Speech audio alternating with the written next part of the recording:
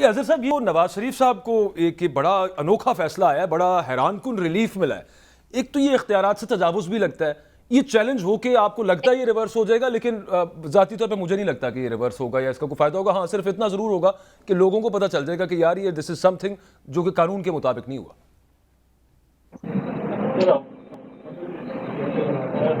बहुत शुक्रिया जी। अपना बाजवा साहब, देखिए बड़ी सीधी सी बात है। आपको पता है कि नवाज शरीफ खानदान या नवाज शरीफ वो लोग हैं कि इन्हें हमेशा अदालतों से रिलीफ मिलता रहा है। हुदैबिया 1 में आपको पता है कि लाहौर हाई कोर्ट से जो सरदार शमीम साहब चीफ जस्टिस थे, जब वो अपना रेफरेंस क्वैश किया तो उनको अब गिलगित बल्तिस्तान की चीफ कोर्ट का जज बना दिया गया राना शमीम की जगह पर। तो ये आपको समझ आना चाहिए। ये जो जज साहब हैं, ये सुना है ये भी रिटायर होने वाले या हो चुके हैं। बड़ा एक अनोखा फैसला है। आज तक अभी हमने सुना नहीं है कि ट्रायल कोर्ट के अंदर भी अदालती मुआविन होता है। ये मैं हैरान हो रहा हूँ इस बात के ऊपर। अच्छा, फिर इतना भी नहीं है, एक इश्तिहारी है। अब इश्तिहारी को अगर ट्रायल कोर्ट से रिलीफ लेना है तो उसे बाकायदा अदालत के सामने पहले सरेंडर करना है। अदालत के सामने जब पहले सरेंडर करेगा तो फिर पॉसिबिलिटी है कि रिलीफ मिलेगा। ऐसे नहीं है। और फिर कमाल की बात है कि दरखास्त भी कोई नहीं थी।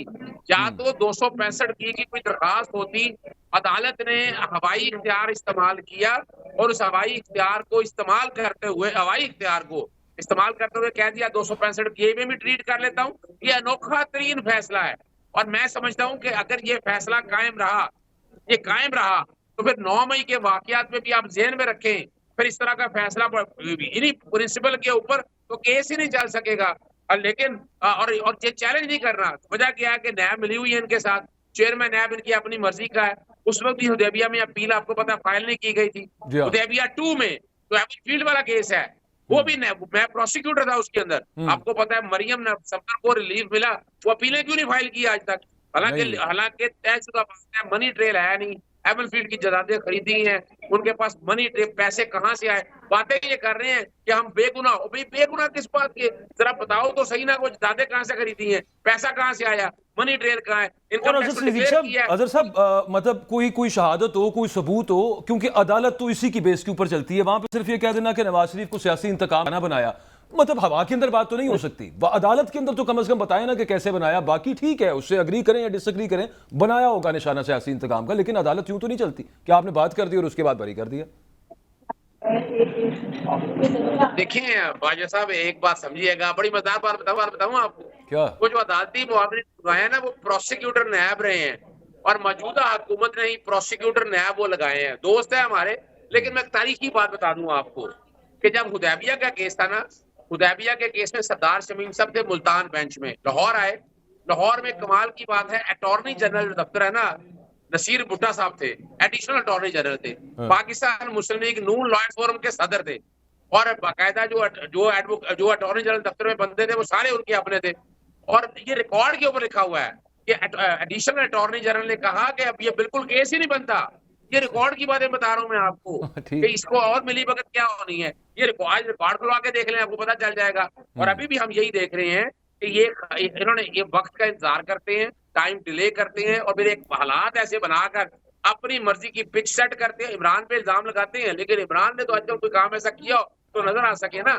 इन्होंने तो पीछे सेट की, अपनी अंपायर अपने लगाए हैं और अपनी मर्जी के फैसले लिए हैं। और ये तारीख इस बात की गवाह है। अगर ये देखे ना, बदनीत थी किस बुनियाद पर? हुदैबिया की अपील फाइल नहीं।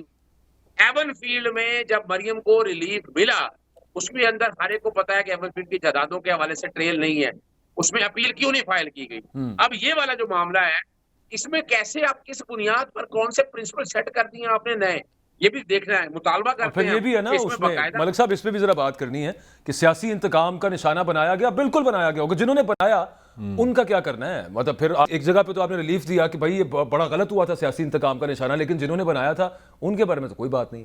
वो जो बड़ी खूबसूरत जो दायरों वाली बात की है ना, हमारे बिल्कुल वही मैं कह रहा हूँ। जब आप पाकिस्तान में कुछ बदलता ही नहीं, जब तक आप क्रेडिबल कल्चर नहीं लेके आते जिसमें अदालतों के भी फैसले एक सिमत में नज़र आए, पार्लियामान नज़र आए, तो मतलब टाइमिंग बड़ी एक अजीब चीज़ है ना। मिसाल के तौर पर अगर आप इसी केस पे, जिस तरह ये जो केस आप जिसकी बात कर रहे हैं, तो ये इंतकाम तो फिर 2018 में भी ये केस आ सकता था, 19 में भी आ सकता, 20 में भी आ सकता था। मेरा सवाल है ये 2023 में अब क्यों आया? ये जो टाइमिंग है ना, ये बड़ी अजीब और सी सर बात है। इंतकाम भी क्या है उसके अंदर? वो जो अजहर सिद्दीक साहब बात कर रहे हैं ना, वो ये बात कर रहे हैं कि आपसे पूछा था कि भाई ये पैसे ट्रेल दे दें, वो तो नहीं दी आपने आज तक। वो ठीक है ना, तो वो इसका मतलब ये भी है ना कि फिर इसका मतलब है कि जो सिस्टम के अंदर कोई गैप्स हैं जो ताकतवर लोग इस्तेमाल कर लेते हैं। मेरा तो आपसे यही सवाल है ना कि हमारे ऐसे ही होता है, जिस तरह नवाज शरीफ पहले भी गए थे सऊदी अरेबिया, 8-9 साल के बाद आए। मैं तो कोई लॉ को समझदा नहीं, मुझे नहीं ख्याल कि दुनिया में इस तरह होता है कि आप 9-10 साल के बाद आए तो आपका एक पुराना मुकदमा हो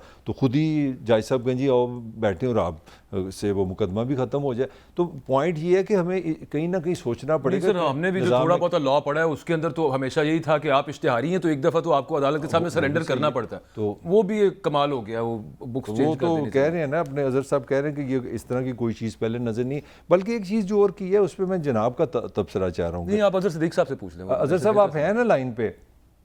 जी जी बिल्कुल, मैं सुन रहा हूँ मलिक आपने साहब। आपने सर एक बात की है कि मुझे आपने खदशे का इजहार किया जो शुरू में आपके करके आपने 9 मई का कहा कि मुझे लगता है कि जो 9 मई के वाले से फैसले को अजीबो गरीब ना, उससे क्या मुराद है? आप क्या कहना चाह रहे हैं?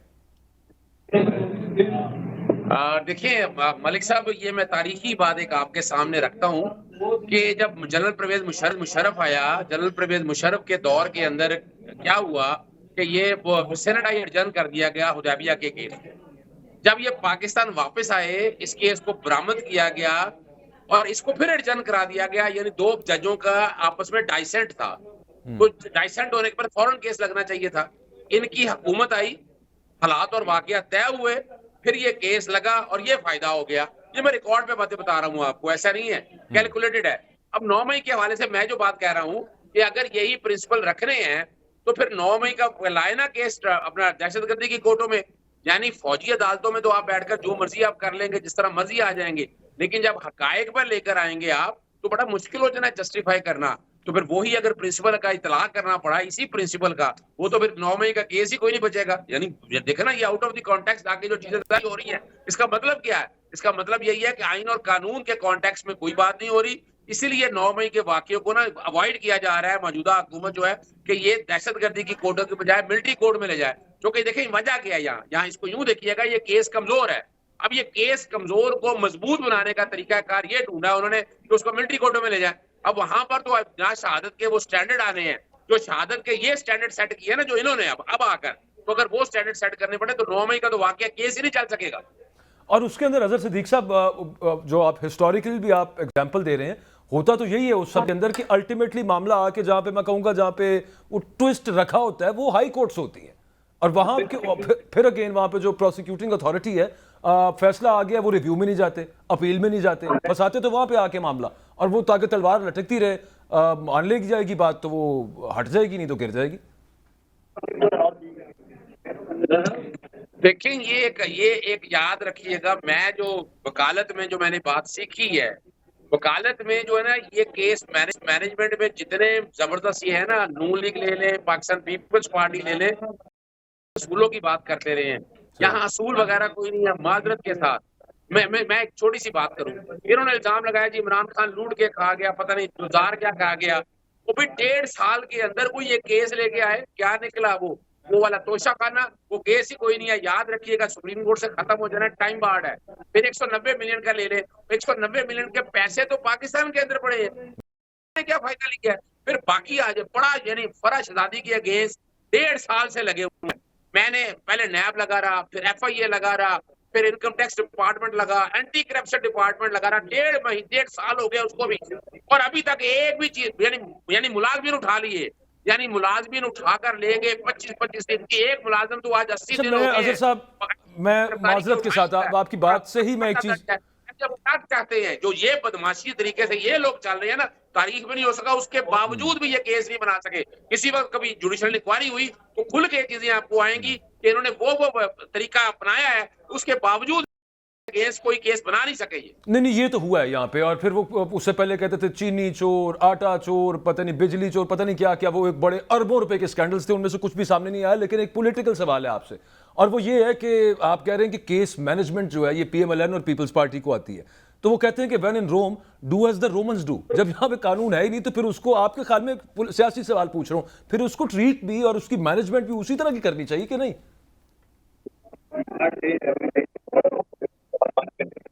देखिए आपने देखिए बाजवा साहब बात बड़ी सीधी सी है।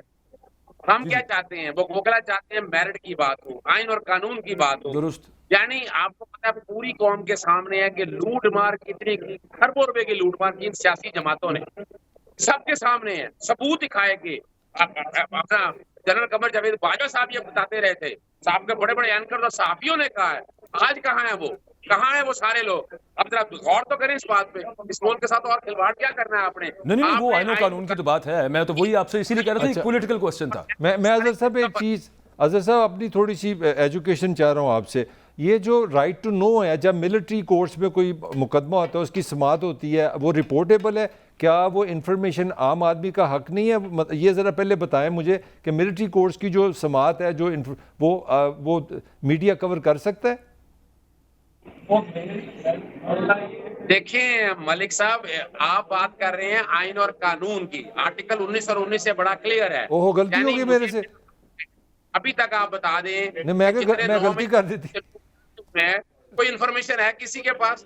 सिर्फ ये बता दिया कि 102 पकड़े हैं, फिर उनके खिलाफ कहाँ ट्रायल चल रहा है, क्या हो रहा है, इंक्वायरी क्या हुई है, इन्वेस्टिगेशन क्या हुई है, किसी को इमरान रियाज देके कहा जा रहा है कि कहाँ पर है, और हम खामोश तमाशाई बने हैं। हम आपस में कंप्रोमाइज करने की बातें कर रहे हैं, आज आ जाएगा कल आ, वो भाई एडमिशन हो गया है कि वो किन लोगों के पास है, जब किन लोगों के पास है तो रिहा करें उनको, क्यों रिहा नहीं किया जा रहा?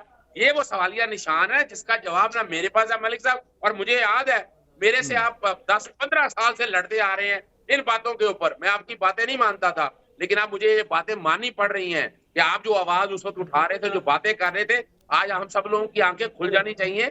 पाकिस्तान को खुदारा आगे लेके चले। ये जो सियासी जोड़ तोड़, कभी पैट्रियट बना दे, कभी काफ लीग बना दे, कभी तहरीक अदम इस्तेहकाम बना दे, कभी इस तरह चले, ये नहीं अब चल सकता।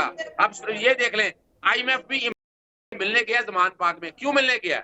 उसकी वजह है, एक हकीकत है, वो हम माइनस नहीं कर सकते, सियासी जमात को साइड पे नहीं लगा सकते। तो अब क्या चाहते हैं आप? आए इस मुल्क की मिसाके पाकिस्तान करें। मैं ये बात कर रहा हूँ, मैं जून 1 से ये बात कर रहा हूँ, मिसाके पाकिस्तान करें, पाकिस्तान को आगे लेके जाना है, इकट्ठे करा करें और सोचें कि पाकिस्तान, ये अब पाकिस्तान उस तरह नहीं चल सकता